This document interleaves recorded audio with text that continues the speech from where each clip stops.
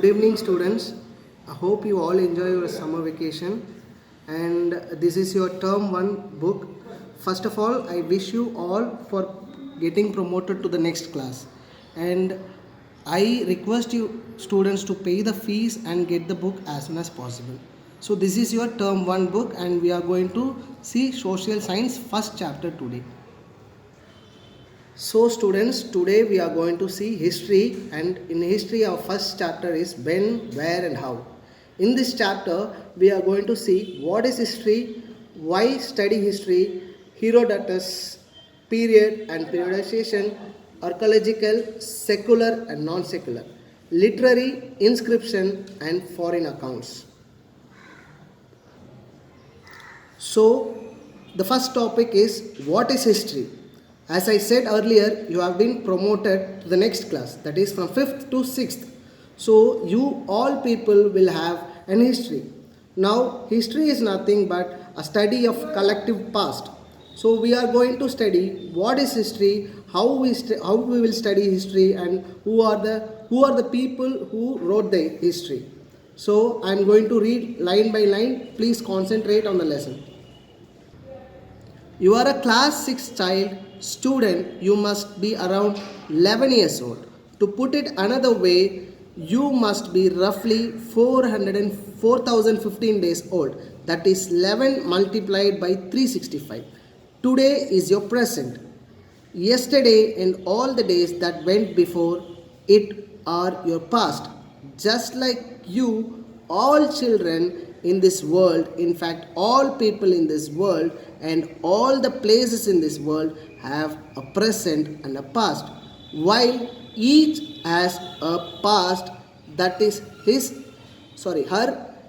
own. Human beings also have collective past. So we as a student, we have studied first standard to fifth standard. You people have studied first standard to fifth standard. So everything is a past. So all the moments that you have collected is the past. So everyone, now you are at the age of 11 or 10. Some might be at 10, some might be at 11. So in this 11 years is your past.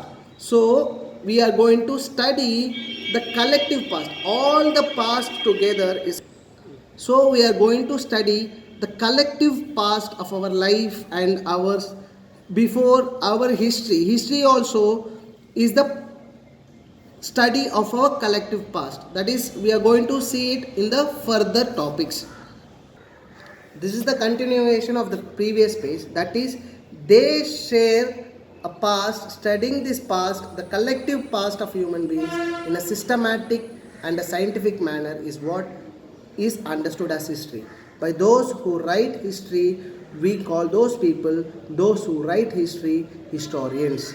So we say that we study the collective past of human beings in a systematic manner, in a planned manner.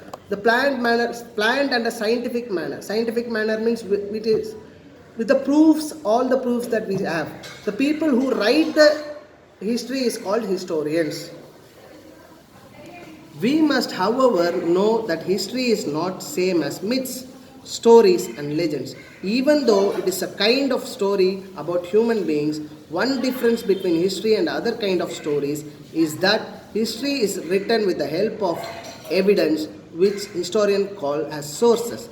History is about something that actually happened. So the other kind of stories are either fully or partly imagined and therefore do not make up history. So history is nothing but we study the history, that is the past, with some evidences, and so these evidences are collected from sources. Sources means things we get in hand. With that help, the historians write history. So myth is nothing but the story which is created by peoples and which do not have any evidence. Evidence means proof. Okay. Legends is nothing but popular and traditional stories, like our grandmas tell stories to the children in small ages that don't have any evidences. So history is nothing but we study the past with an evidence. So A second difference is that myth and legend simply tell you story without explaining why something happened. History, on the other hand, tries to explain why things happened and the way they did. For example, was there a large-scale war in Europe during 1914 to 1918 called World War II? There can be many accounts of past or an event in the past, but the importance of evidence to support that account differentiate history from myth and legends. Okay. The second difference is nothing but when they tell a story, they don't say the reason why it happened and what is the reason behind it. But in history, we study why it happened, when it happened, and what was the reason for it. And we have proofs for that. For example, here they have given World War II. Below there is a picture of the war which happened in 1914 to 1918. This was between two teams called Axis and Allies. So this is the classes for today and enjoy your holidays. Thank you. Today's homework for your students is historians,